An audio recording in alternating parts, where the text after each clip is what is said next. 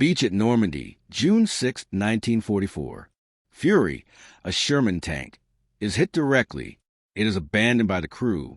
Unless he refuses to depart, the mission is over. Sergeant Curtis Cullen had a wild concept combining scrap metal and a welding torch, but no engineering degree or specialized expertise. He was labeled mad by his superior officer. However, the entire invasion would be altered by what he created in just 48 hours. Eisenhower himself ordered 5,000 copies of an idea that was so smart and simple, one broken tank and one crazy mechanic. This is a tale that is not covered in history classes. The tale of how D-Day was saved by a sergeant brandishing a blowtorch. Hold off till the finish because everyone was taken aback by what transpired next. France's Normandy. 6 days after D-Day in June 1944, the Allied advance had completely stalled, not due to gunfire or German tanks, but because of hedgerows. These were not your typical backyard ornamental hedges. Farmers had constructed Norman hedgerow or old barriers to delineate property boundaries for ages. These were substantial walls made of stone, dirt, and tangled roots. Some were equally thick and 15 feet tall. The roots reached a depth of at least 10 feet. They were a labyrinth of natural castles that encircled Normandy. For the American tank, these hedgerows turned into death traps for crews. A Sherman tank's flimsy belly armor would show every time it attempted to scale a hedgerow, the area of the car that is most at risk. German troops with anti-tank weaponry stationed over the border would just wait. They would fire as soon as the underside of a Sherman showed. One bullet, one death. Sergeant Curtis Cullen of the 102nd Cavalry Reconnaissance Squadron repeatedly seen this horror play out every day. Tanks would come at a hedgerow, tilt up as they attempted to climb, and then burst into flames. Seldom did the crews get out alive. Those that did suffer from burns, trauma, or both. The medical staff was overburdened. Over time, the more details became effective.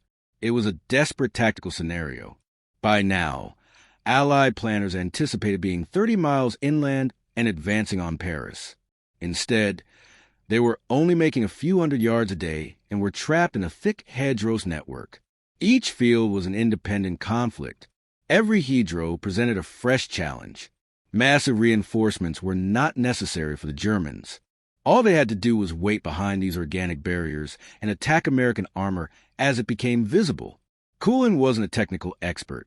He didn't attend college. He had worked as a truck and automobile mechanic in New Jersey before the war, but he was familiar with machines. He was aware of leverage and force. And something occurred to him as he saw another Sherman burn after attempting to scale a hedger. The hedgerows themselves weren't the issue.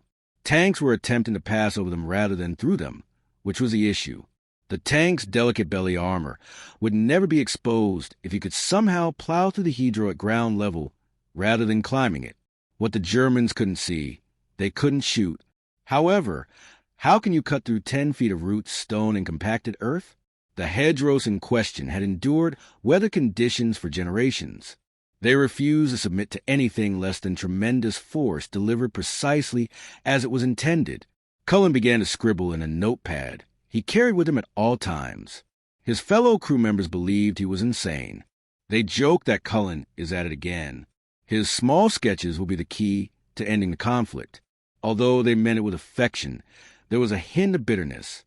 The hedge problem has been examined by numerous intelligent individuals. No one had figured it out. What gave one sergeant the impression that he could perform better? Cullen disregarded the doubt. He had discovered long ago that mechanics were undervalued. They believed you didn't use your brain, since you work with your hands. However, even skilled mechanic had issues. Solver. Each fix was a riddle. You gained an understanding of how things functioned, how forces interacted, and how to get uncooperative machinery to perform what it was meant to. Hedgerows were merely another type of uncooperative equipment. All they needed to be convinced of was that. Ken believed he understood how. All he needed was some scrap metal and a busted tank, and approval from a police officer who was foolish enough to allow him to try. Sergeant Cullen made an absurd-sounding proposition to Captain Samuel Morrison, his commanding officer. He intended to attach weld steel spikes to the front of a Sherman tank that had been damaged but was still movable. These prongs are composed of Czech hedgehogs, which were German anti-tank obstacles that were dispersed along the beaches of Normandy, would function as enormous knives. At full speed, the tank would crash into hedgerows, causing the prongs to rip through ground and roots, forming a path. Captain Morrison looked at Cullen as if he were insane. "Sergeant, let me understand. After welding scrap metal to a tank that has already been shot at, you intend to purposefully drive at full speed into a solid earthen wall. That's your strategy." "Indeed, sir." "Calmly," Cullen answered. "Tanks will currently be driven across hedgerows where they receive a gunshot wound to the abdomen. The armor is always facing the enemy in my plan. Frontal armor is impenetrable to the Germans. The belly shot is necessary. They won't be able to kill the tank if we never give them the chance." Morrison remained quiet for a while. Even though the reasoning made sense, it was still absurd. Welding tank upgrade in a combat area, while utilizing equipment that hasn't been tried in action. Good tanks and crews would be lost if it didn't work. If it was successful, well, they might start moving forward. If it was successful, how much time would it take to construct this? Morrison inquired. "Please allow me 2 days, some welding supplies, and authorization to scrape metal off of the beach's obstructions. I'll have a prototype ready." Morrison made a choice that might alter how the Normandy campaign played out. "You have 48 hours. Both of us will have to defend ourselves in front of some very irate generals if this doesn't work." Cullen gave a salute and started working right away. He ordered a work team, welding supplies, and an acetylene torch. He then made his way to the beaches where the first D-Day landings had occurred. German defensive barriers, which were meant to halt Allied landing craft but had been mostly omitted in the process, were now strewn across those beaches. First attack. Cullen's plan was ideal for the Jack Hedgehogs. Like a huge kid's toy, these steel anti-tank obstacles were constructed from 3 hefty iron beams that were welded together to form a large jack. They weighed hundreds of pounds and were made of hardened steel. In an attempt to thwart tanks and landing craft, the Germans had placed hundreds of them on the beaches. Rather, they would turn into scrap metal that is ready for another use. Using torches, Cullen and his team dismembered the hedgehogs. They cut the steel beams to the proper length, roughly 4 feet, during the course of the night. The points were sharpened. The welds were strengthened by them. 4 prongs, each as rigid as railroad track and thick as a man's leg, were prepared by the end of the first day. The following stage was more sensitive. These prongs had to be welded to the front of a Sherman tank without affecting the tank's mobility or sacrificing its structural soundness. Uhlan carefully considered placements and angles. The prongs needed to be strong enough to bear the impact without breaking off, low enough to pierce the hedge's base, and widely enough to tear through a large area. Private Eddie Kowalski questioned, "You really think this will work?" This was one of the project assistance welders. As Colleen adjusted his welding mask, he answered, "I know it'll work. There is solid physics. Earthen roots are struck by steel teeth propelled by a 30-ton tank. It won't be the steel, but something has to give." The change was finished by the second day's sunrise. For steel prongs, resembling the tusks of a mechanical beast, now protruded from the front of the Sherman tank. The odd creation attracted the attention of the soldiers. While some were doubtful, others were impressed. Many placed wagers on whether Ken would receive praise or be court-martialed.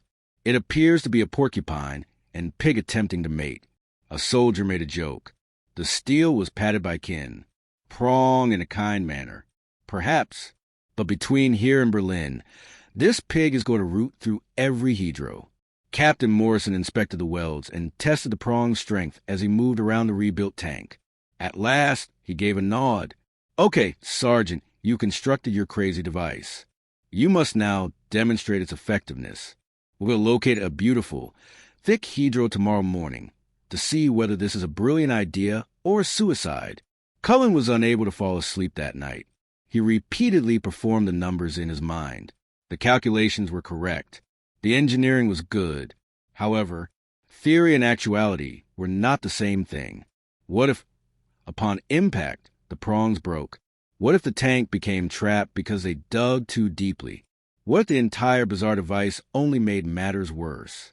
However, he reflected on those crews that never survived and those Shermans that were blazing. He considered how the hedgerows were converting Normandy into an American armor cemetery. There has to be a change. Additionally, hundreds of lives could be saved if his proposal were to succeed. We'll know tomorrow. Cullen's modified Sherman rolled approaching a particularly dense hedge that had been chosen for the test just as the morning sun had begun to rise. It was a beast of a barrier, 12 feet high, ancient, impenetrable-looking. Several officers had assembled to observe, including Major Jack Williams from Division Headquarters and Captain Morrison. The crew of the Sherman had offered to take the test. Loader Private First Class Danny Chun, Gunner Sergeant Tom Harrison, and Driver Corporal Jake Mitchell. They might have been both brave and insane. The assembled soldiers fell hushed as the engine roared to life, and they buttoned up the hatches. Cullen's heart was racing as he stood among the spectators. The next 60 seconds determined all he had planned and constructed. They would transform the Normandy campaign if it succeeded. Good persons could perish if it failed disastrously, and he would be the one who took their lives. "Are you ready?" Looking at Cullen, Morrison said, "Sir, as I shall always be." Morrison signaled to continue by lifting and then dropping his arm. The engine of the Sherman screamed more loudly. Its exhaust belched black smoke.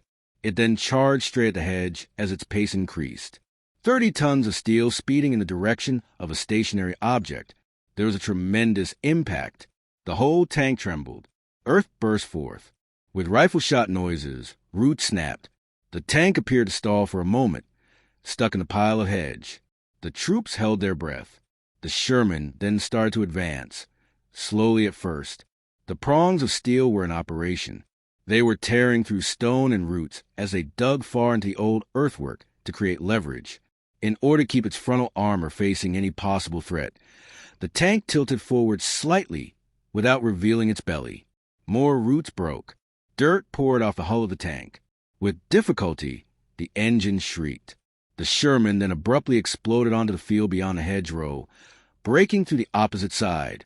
The tank had made a perfect breach that was low enough to never reveal the tank's vulnerable underside, and wide enough for additional vehicles to follow. Cheers broke out from the soldiers. Cullen's knees went limp with relief. It had been successful. In fact, his wild concept had worked.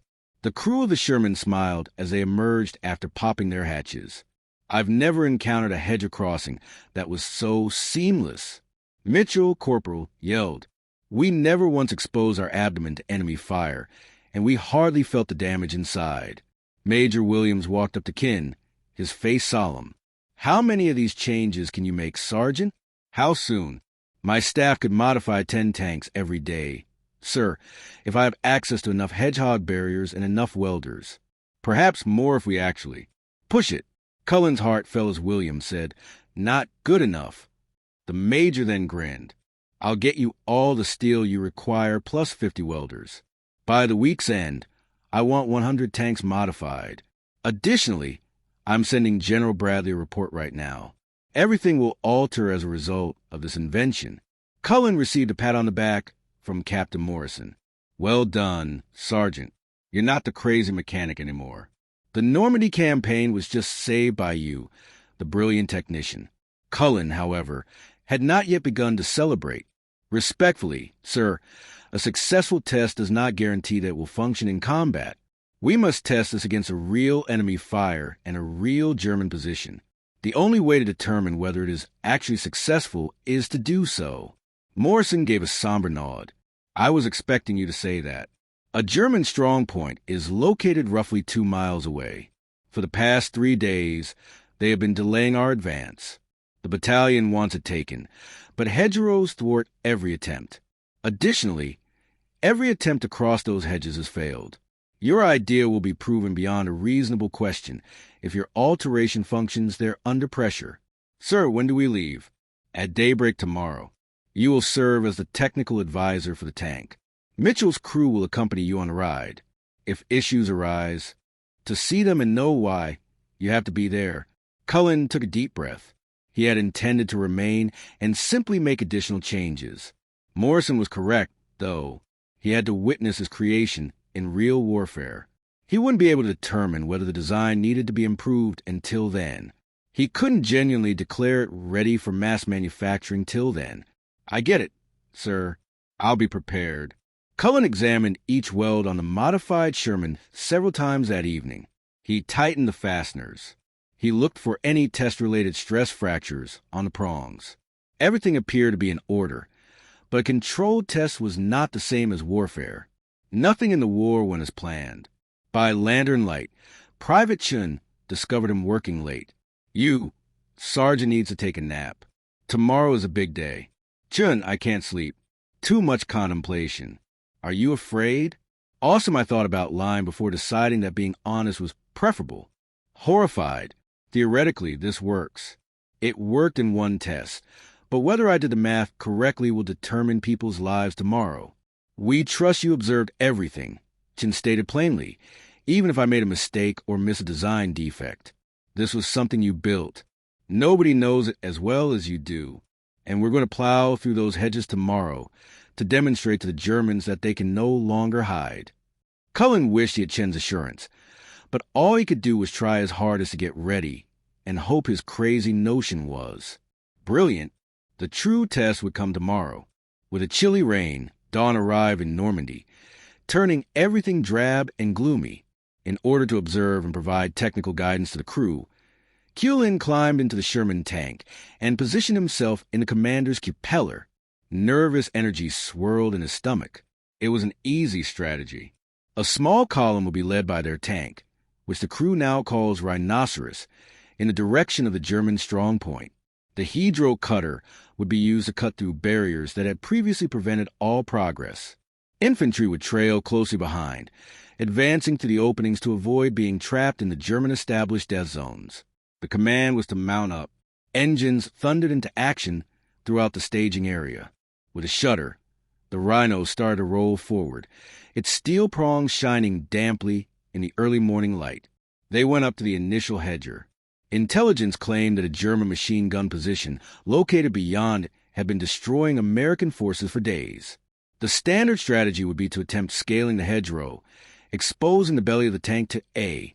The German Panzer was a portable anti-tank weapon that could pierce paper-thin armor. Over the intercom, Kulin remarked, steady. Strike it at a 20 degrees or so minor angle. The prongs will bite in better that way. Corporal Mitchell responded, changing their strategy. Roger that. There was a startling crash as it hit. Around them, earthen roots sprang forth. Nothing broke as the crew inside the tank was flung forward against their straps. The prongs remained in place, with its engines roaring and its tread spinning. The tank surged on, tearing through centuries' worth of vegetation. After that, they passed through and came out the other side to discover a startled German machine gun crew frantically grabbing their weapon. First to speak was the main cannon of a Sherman. Before the Germans could respond, the threat was removed by a single high-explosive round. Chin yelled, "It works!" over the intercom. It actually works in combat. However, there was no time to rejoice. There were more hedges to come, and hostile forces might be behind each one. The Rhinoceros kept moving forward, breaking through hedge after hedge. The prongs worked flawlessly every time. The infantry behind the Rhinoceros was thrilled every time the tank appeared before the Germans could use anti-tank weaponry. They were able to move forward for the first time since D-Day without being. Hedro defenses held them down. They flooded to the gaps the tank produced, clearing German positions that had seemed unassailable just hours before. The real test then arrived. They had received a warning from intelligence about a German Panther tank, which was positioned behind a particularly large hedger and was a far more hazardous foe than infantry. At long range, a Sherman might be destroyed by the Panther's 75mm gun. The Rhinoceros would be a sitting duck if they were unable to break through the hedge. Harrison called for contact front. Behind the hedge, the Panther has partial cover. Cullen's thoughts were racing. They may play it safe, call in artillery, and withdraw. However, that is what the previous strategies would have been. Changing the rules was the main goal of his innovation. Break through the hedge. Cullen issued the order. Don't stop for anything.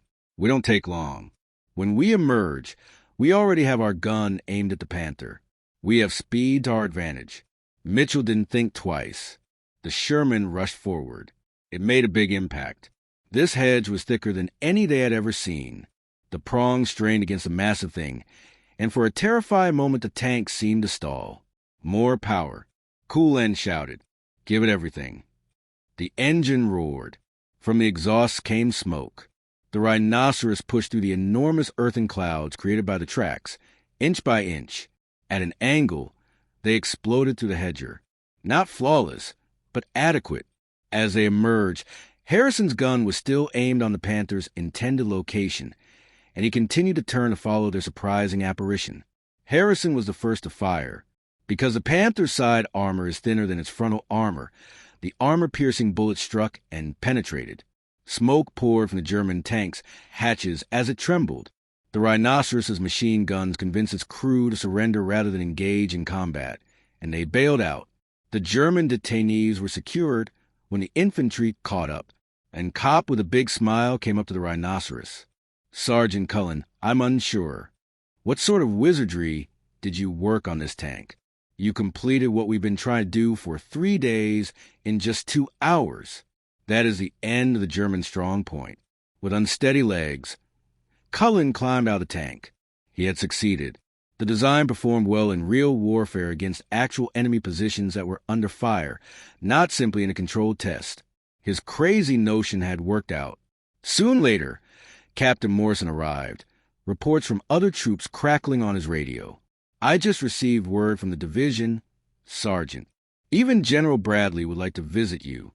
Major Williams' report apparently made quite an effect. "They want 5,000 of your device, which they are referring to as the CQIN Hydrocutter, produced right away." 5,000. The amount was almost too much for Cullen to handle. His small modification, which was constructed from scrap metal in 48 hours, was intended to be mass-produced and used by the Allied armored force as a whole. "I'm just mechanic, sir. I'm not certain if I ought to be." "The hedge problem was solved by you," Morrison cut in. "Take it, Sergeant. You just changed the course of the war." The engine of the Sherman screamed louder. Days after the rhinoceros's victory in battle, black smoke emitted from it. Orders were given to all Normandy tank depots to start installing Coolan Hydrocutters. Welding crews from engineering battalions were called in by the Army. More Czech hedgehogs were scavenged off the beaches. In fields, they erect assembly lines and labor around the clock. Cullen was removed from his unit and given the responsibility of instructing welding workers. He visited each depot, demonstrating to them the precise prong angles, appropriate welding processes, and reinforcing strategies that would prevent the cutters from breaking off under pressure. The prongs must dig in low, he had explained to every new group of welders. The tank tilts up and reveals its belly if they are too high. They simply plow dirt without removing roots if it's too low. This is a precise position you want them in. He would use chalk to indicate the location at a 15 degrees downward angle. You get the best cutting motion that way. Initially, some welders had doubts. With only steel prongs affixed to a tank, the design appeared rudimentary. However, everything else stopped when they watched combat images of rhinoceros tanks tearing through hedge. Mistrust gave way to excitement. They took satisfaction in the changes they were making and worked more quickly. One of the tank modification locations was personally visited by General Omar Bradley. He discovered Cullen instructing a new crew while working on a welding project, probably Sergeant Coolan. Hudland became aware of the stars on Bradley's collar and sprang to attention. "Indeed, sir." "Relax, Sergeant. The man who unstuck my army was the reason I arrived." Bradley grinned. "The simplicity of your invention is great. We've been hurling advanced engineering fixes at weeks of the Hydro issue, modified dozers, explosive charges, and artillery barges. Nothing was reliable. After that, you remedied the problem in 2 days using scrap metal and a welding torch." "I simply did what had to be done, sir." Bradley came to a close. "That is the role of excellent soldiers. In addition to sanctioning a field promotion to technical sergeant, I am proposing you for the Legion of Merit. There should be more creative folks in this army." Cullen's crewmates surrounded him with congrats when Bradley departed. Cullen, however, was torn. They were lauding him as a genius, receiving medals and promotions. But men were still dying in Normandy. His invention was helping, but it wasn't magic. The war was far from over. Private Kowalski, who'd helped, drew him away with the first prototype. "Are you all right, Sarge? All of this doesn't seem to thrill you too much." "Yes, Eddie, I am. The thought of all the crews we lost prior to this development just keeps coming to mind. What if I had considered it earlier? What if I had put more effort into getting it tested?" "That's not how you think," Kowalski answered firmly. "You are saving the men who are still living, but you cannot save the men who have already passed away. More tanks are rolling through hedgerows every day with your cutters. There are fewer crews burning every day. That's what counts." Even though Cullen knew Kowalski was correct, the guilt still tormented him. During the quiet times, he would reflect on the tank crews that perished in the initial weeks following D-Day while attempting to scale barriers. He could have worked more quickly. He could have been more adamant. If only. But you didn't have time for if only during the battle. It required you to keep going, keep finding solutions, and keep attempting to save as many people as you could today. Soldiers in the field started coming back with ideas and changes as the Cullen Hedro cutters were used extensively. Although the cutter performed admirably, it could always be better, on especially thick hedgerows. Some crews discovered that cutting performance was enhanced by the addition of a fifth prong in the middle. Others tried using edges that were serrated on the prongs that allowed them to seize and shred through tough root masses. A few creative tank commanders installed reinforcing plates to protect the wells from hostile small arms fire. Kalin accepted each of these changes. He had only stated that his design worked, never that it was flawless. He wanted to learn from the soldiers in the field if they might improve it. He told a visiting war correspondent that the men who are actually utilizing the equipment had the finest ideas. "Although I developed the fundamental idea, numerous tank crews have made improvements. I'm no longer the only one who invented this. It is a part of each soldier who has improved it." A tank crew in the 3rd Armored Division made one really ingenious modification. They had observed that the cutter's efficiency on succeeding hedgerows was occasionally diminished when they were clogged with roots and compacted earth. As the tank moved, they installed a straightforward system that automatically removed debris from prongs, drawing inspiration from agricultural harrow equipment. Although it was a minor modification, tanks could now successfully breach several hedgerows without pausing to manually remove the cutters. Kent integrated this enhancement right away into his training for brand new installations. He would say, "See, that's genius right there," to welding workers. I had never considered clearing debris. The issue was identified and resolved by a tanker in the field. This is how iterative, high-quality engineering is carried out with feedback from the product's real users. It was intriguing to see how the Germans responded to the Hedro cutters. They initially appeared perplexed by the unexpected Allied capability to breach hedgerows. Confusion was evident in German after-action reports that were obtained later in the conflict. Now, enemy armor can travel through hedgerows without revealing weak spots. How this is being done is unknown. The Germans tried a number of countermeasures after realizing what was going on. They tried using concealed mines to fortify hedgerows. Anti-tank guns were placed at angles that would allow them to capture tanks that were breaching. None of these countermeasures consistently succeeded, even though they attempted to set up fictitious hedgerows as traps with anti-tank guns already positioned and ready for attacking tanks. The core issue persisted. Tanks with heavy frontal armor facing the enemy were able to break hedgerows thanks to the CQIN cutter. The Germans were unable to successfully counter the new capability as long as the Allied tank men employed the right tactics. Hedge cutters were commonplace by August 1944, when Allied forces emerged from Normandy and started to dash across France. The cutter attachment points on new Sherman tanks that were coming off American production lines were already welded in. The field modification was now formally incorporated into tank design. Tank construction was literally altered by Cullen. The hedge cutter's initial employment diminished as Allied forces advanced into more open interior of France after Normandy. However, tankers soon learned that the cutters had further uses that no one had foreseen. The steel prongs are used in urban combat demonstrated exceptional ability to break past wooden barricades and brick fortifications. They were employed by tank crews to enter buildings where German snipers had set up shop. The psychological impact was disastrous. Numerous German defenders were persuaded to surrender rather than engage in combat by the sound of a 30-ton tank smashing through a wall.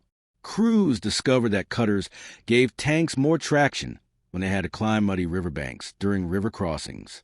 Tanks were unable to slide backward at crucial times because the prongs dug into the slick soil. Cutters assisted in navigating through snow drifts that would have otherwise slowed down vehicles during winter combat. Like enormous snow plows, they plowed the way for, pursuing cars and soldiers. As a master sergeant currently serving on an engineering evaluation team, Colleen visited various units to research these innovative uses. Based on field observations, he made detailed notes, drew changes, and suggested design enhancements.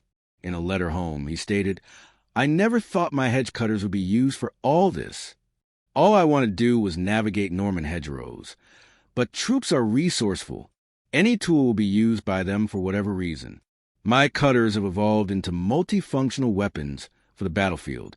The most surprising use occurred in December 1944, during the Battle of the Bulge. German troops beginning their last large-scale barriers made of fallen trees had been established by the major onslaught to impede Allied counterattacks. Tank operators found that these tree barriers could be pushed aside or broken through by hedgerow cutters, which allowed armored columns to continue moving forward even when roads were closed. According to one after-action report, a Sherman crew physically forced a disabled German tank out of a narrow road with their cooling cutter, making room for a whole American column to advance. According to the account, the cutter prongs hooked beneath the skirt armor of the German tank, and after a little work, our Sherman managed to push the barrier away. A delay of several hours that may have jeopardized our tactical goals was avoided thanks to this unorthodox use of the hedgerow cutter. That was a very funny anecdote to Cullen. He would explain, "I made a tool to cut through bushes, and now they're using it to move panzers with disabilities."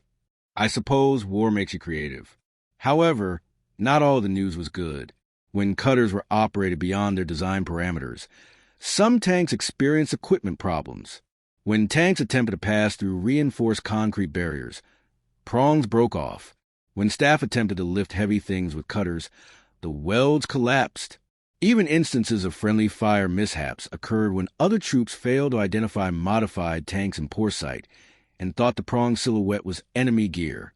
Gulen collaborated with Army engineers to create improved training resources. He underlined during training sessions that the cutter is a tool, not magic. It is not without restrictions. If you use it improperly, you risk breaking it or killing someone. When used properly, it can save your life and help you accomplish your goal. As Allied forces advanced into Germany in early 1945, the hedgerow cutter had become so commonplace that new tankers hardly recalled a time before Shermans had it. The invention was now accepted as part of strategy and doctrine. This was both satisfying and a little depressing for Cullen. The success of his invention exceeded his expectations. However, success made people forget it had ever been an issue. Only a portion of the tank has the hedgerow cutters. Not very noteworthy. You can tell things truly work that way when people can't imagine it ever being different, Captain Morrison said to him. "Kin, you accomplished more than just fix a problem. You eliminated the issue to such an extent that no one even recalls it." The hedgerow cutter success story wasn't entirely a good one. Colleen had not completely foreseen the expenses and repercussions. Human beings were the first expense. When tanks were able to quickly penetrate hedges, the use of armor by infantry commanders increased. With the hope that tanks would get over hedgerow barriers, certain attacks that would have been postponed or canceled in the pre-cutter era were now started. As a result, several units were forced to take casualties that could have been avoided with more caution. Cullen struggled to overcome this guilt. Did I provide a tool that gave commanders too much confidence? In a rare moment of introspection, he asked Chaplain Thomas O'Brien a question out loud. "You provided them with a life-saving tool," O'Brien said tactfully. "Commanders, not you, are responsible for the tactical choices they made and what they did with that tool. You cannot regulate how your creations are used. You can only attempt to make things that are more beneficial than detrimental. The issue of the German defenders was another. Without a doubt, the Hedro cutters saved Allied lives by shortening the Normandy campaign. But it also meant that the faster push made possible by the cutters killed the German soldiers who could have survived a slower, more measured Allied advance. Intellectually, Cullen knew that this was war. To defeat the adversary was the aim. However, processing it emotionally was more difficult. He confessed, "I killed people I never saw one night to Kautsky. My design placed tanks in positions where they could kill more efficiently, but not directly. For that, I'm getting decorated. Medals for increasing the effectiveness of killing. Something about it seems off." Kautsky remained silent for a while. "Do you know why I feel wrong? We couldn't breach hedge without getting exposed, so we had to watch fine men burn in tanks. That was prevented by you. Yes, Germans were slaughtered by your invention. It is a modification of a weapon. That's its intended function. But Americans were also spared. More significantly, it made the battle shorter. People are dying in this fight every day. Germans, Americans, people from France were caught in the crossfire. It ended sooner thanks to your invention. On all sides, that saves lives.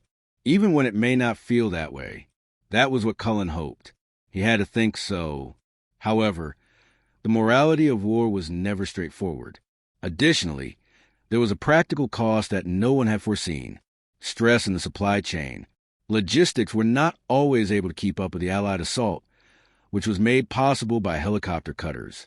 It was necessary to rush spare parts, fuel, and ammunition to units that were unexpectedly located miles ahead of where planners had anticipated them to be. Tactical weaknesses resulted from certain troops having to stop their advance due to a shortage of supplies. Ken ended up in meetings with logistics officers, attempting to convey that the success of his idea had led to issues that needed to be resolved. He would remark, "I gave you a tool that increases the effectiveness of tanks.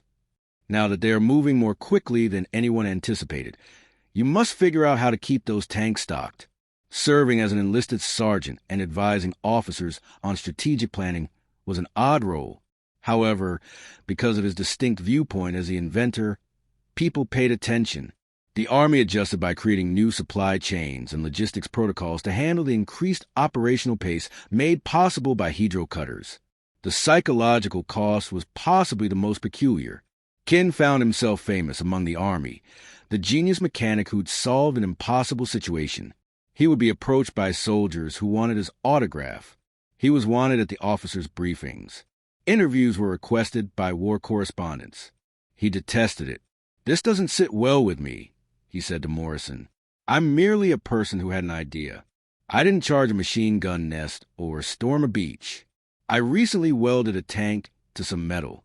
Since actual heroes are dying every day, why am I being treated like a hero?" Morrison got it. "You're uncomfortable because you're humble, which is admirable. Here's what you should know, though. Machine gun nests are being charged by those infantry. Their bravery has made them heroes. You're a hero because of your thinking. To win battles, both kinds of heroism are required. Sergeant, accept it. You deserve it." Cullen eventually came to terms with the notoriety, though he never felt completely at ease with it. He still thought of himself as a New Jersey technician who had learned how to hack through bushes. On May 8, 1945, Germany submitted. The European war was over. Gullin observed soldiers celebrating while standing with his squad in a tiny German town. There were feelings too complicated to categorize, such as happiness, relief, and tiredness. The hedge cutters had contributed to the triumph. The Normandy battle was reduced by weeks or even months, according to most estimations. There were ripple consequences from that acceleration.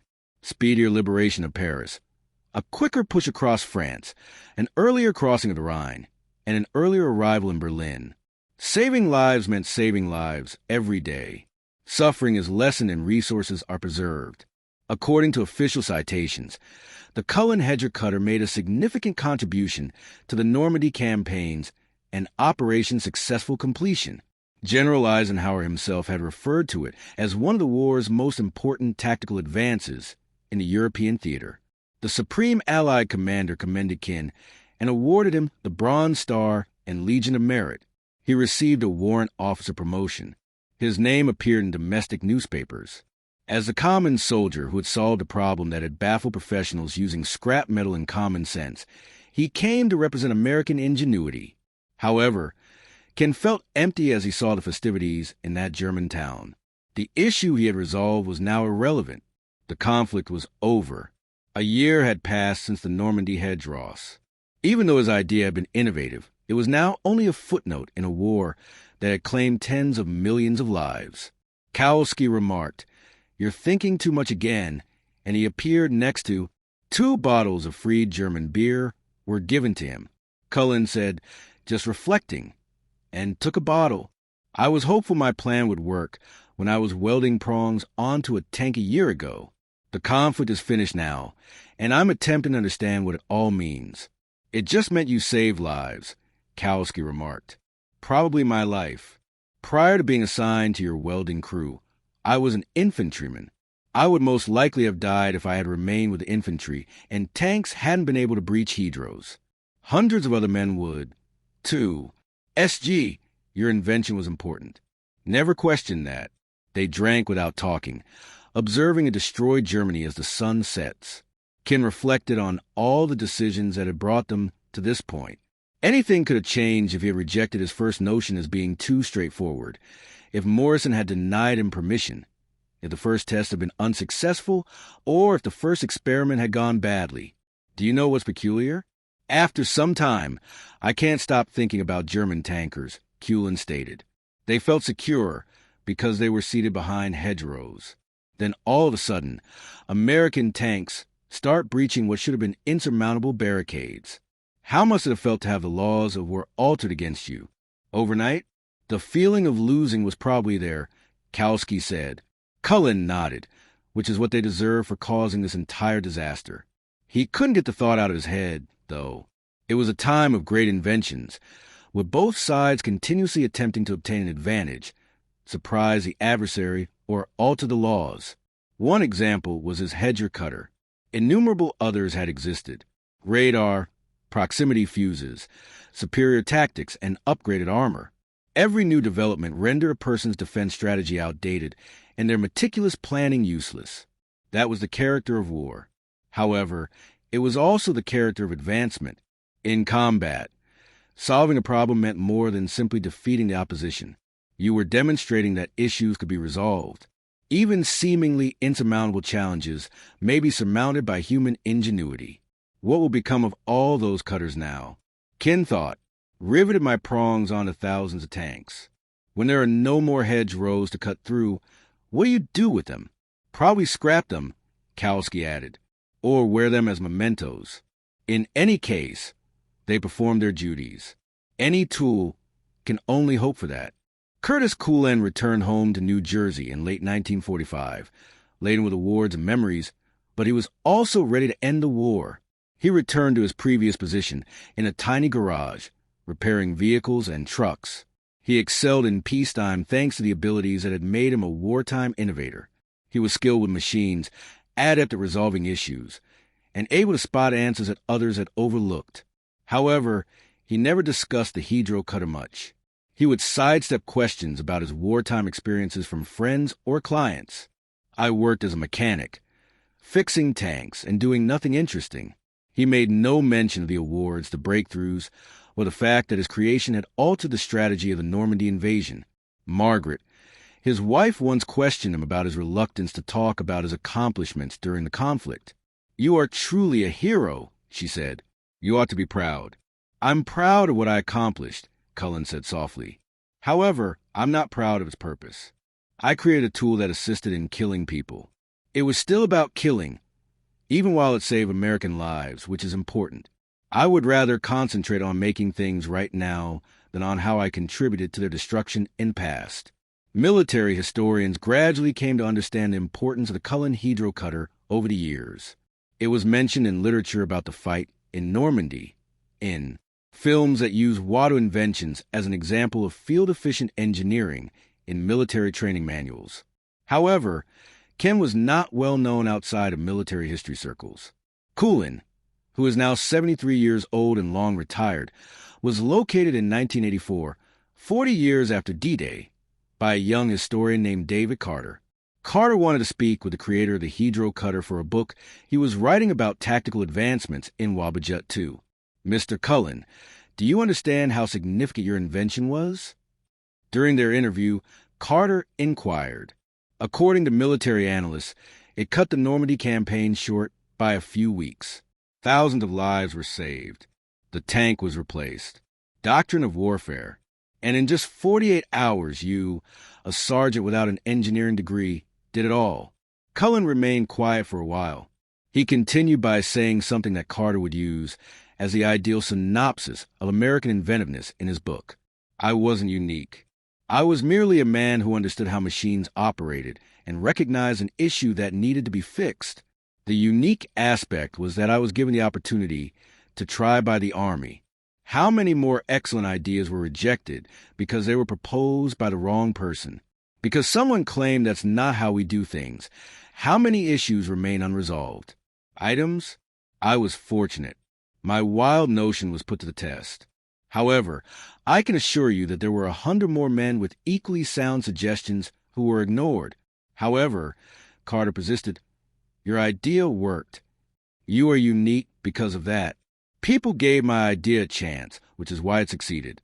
Ken made the correction. Captain Morrison had the option to decline. The test team had the option to decline. After the initial battle testing, Division had the option to reject it, but they chose not to. They focused on the concept rather than the person making the suggestion. The true lesson is that I'm not claiming to be a genius, but if you're open to hearing, amazing ideas may come from any place. In 1963, Curtis Cullen passed away.